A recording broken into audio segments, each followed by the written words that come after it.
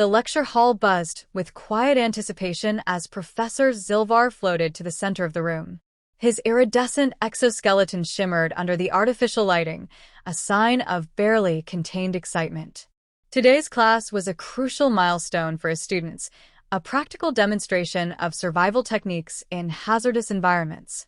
The students, a mix of species from various Federation worlds, murmured among themselves, their bioluminescent markings flickering with nervous energy. This was a controlled test, but still dangerous. The assignment was straightforward. Disarm a Type 3 containment breach, a simulated malfunction of a volatile biohazard containment unit. Each student had to neutralize the threat using their species-designated techniques.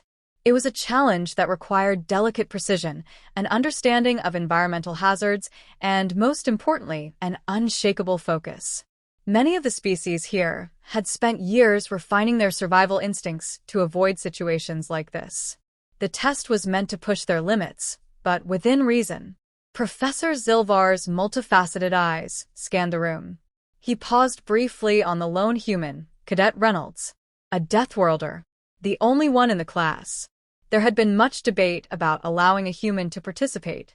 Their unpredictable nature, brute force problem-solving, and reckless disregard for danger made them a liability, or so the Federation had assumed. But Zilvar, ever the scientist, had insisted. Humans were fascinating anomalies. Their survival was not a calculated effort. It was instinctual madness wrapped in confidence. "Begin," Zilvar announced, his voice echoing through the hall. The first student, a Zalvorthian, approached the test chamber. Their species thrived in high-pressure environments, and their method involved carefully manipulating the containment field's energy signature. They worked methodically, tendrils twitching in concentration. After several painstaking minutes, they managed to stabilize the breach. A satisfactory performance. Next, a member of the Akarthun race took their turn.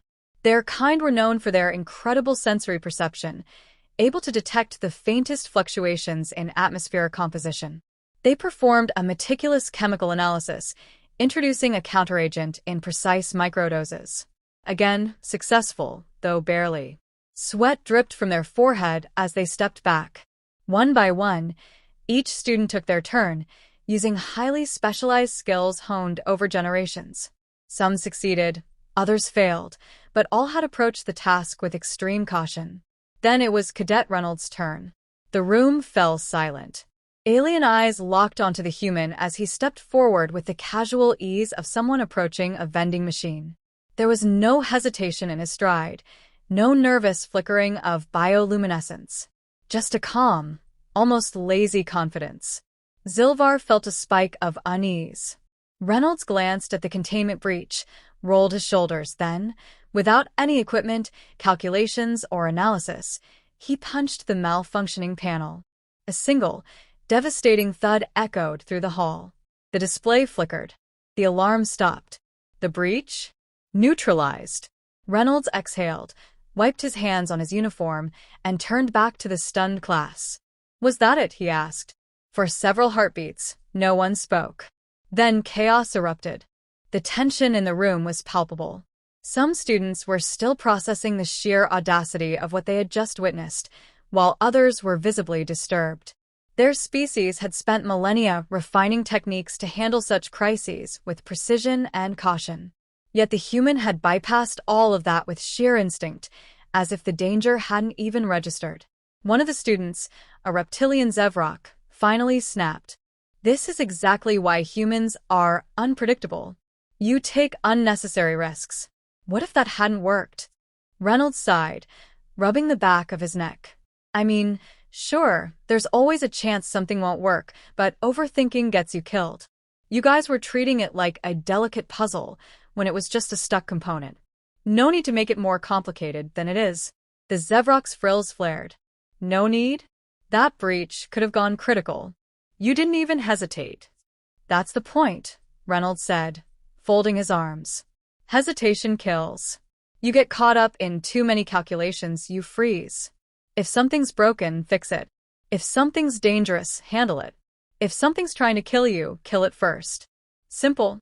The words sent a fresh wave of unease through the group. The concept of hesitation being a liability was utterly alien to them. Survival, in their minds, was about caution, about controlled responses. But this human spoke as if survival was about action, not deliberation. Professor Zilvar considered this carefully.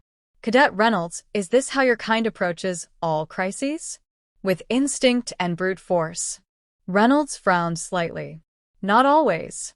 But sometimes the fastest way through a problem is the simplest. You guys are all brilliant at precision, but humans? We specialize in improvising. We don't have natural armor, venom, or psychic abilities. We survive by adapting, by acting. And if something's in the way, we remove it. The room was silent again. That philosophy, if something is in the way, remove it, was terrifying in its simplicity. It was the kind of mindset that turned a species into conquerors, into warlords. And yet, humans weren't trying to dominate the galaxy.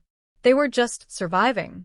One of the quieter students, a soft-bodied Velmari, finally spoke, voice barely above a whisper. Is that why humans are always at the center of conflicts? Because you don't stop to consider the consequences? Reynolds exhaled sharply. We do consider consequences. But we don't let them stop us. If we did, we'd be extinct. The words settled heavily in the room.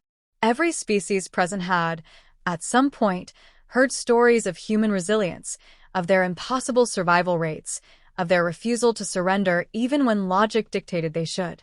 Now they understood why. Humans weren't fearless. They just acted, even when fear was screaming at them not to.